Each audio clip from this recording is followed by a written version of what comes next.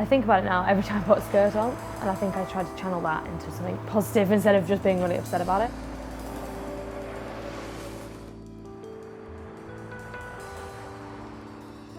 So upskirting is when someone takes a picture or a video of someone's skirt without their consent. I was at British Summertime Festival, and there was a bunch of guys next to me who were with their friends, and two of them were being a bit like weird and hitting on me a lot, and I said no multiple times. And at one point I felt one of them like brush up against my back, and I just didn't think anything of it. And then about 5 minutes later I saw his friend on his phone, and he'd been sent a picture of like a girl's crotch, like a picture right up beneath her legs, between her legs, under her skirt. And I just knew it was me straight away because of the way they were acting. So I just like grabbed the phone and was like holding the phone up and shouting and being like, "You've taken these pictures." And then some people in the crowd helped me push him. They kind of pushed him, and I ran to the police. And then when I got to the police, they looked at the photo and they said, "Oh, there's not much we can do about it." I got a call from the police and they were just like, "Hey, the case has been closed, there's nothing we can do." And I was like, "Really?" And they were like, "Yeah, sorry." And I was like, and I put the phone down, and I remember I'd been so sad up until that point, and when I put the phone down, I just got really angry. And I was like, that's not right. There's no way, there's nothing they can do here. And I just spent ages looking to the law, and that's when I was like, okay, well, I can sit here and be like, this is awful, someone should do something about this.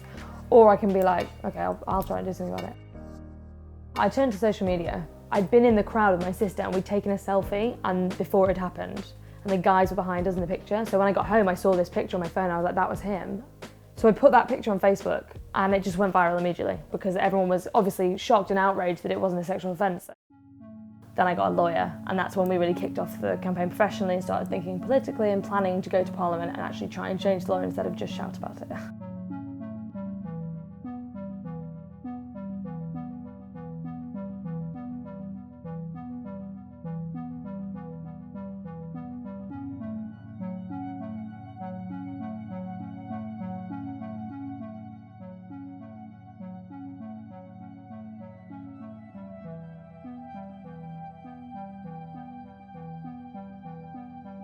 The biggest motivator was the amount of messages from women and girls that have experienced it. It's every age, it's happening in every scenario. There's girls and women at supermarkets, in bus stops on their own, at festivals, public transport, schools, like it's everywhere. I know personally that I felt really like I could do something and felt probably more emboldened than I've ever felt before because of the tide changing in Me Too and the way we've started talking about women's issues. So I probably wouldn't have gone forward and tried so hard and felt like I could if that tide hadn't changed a little bit.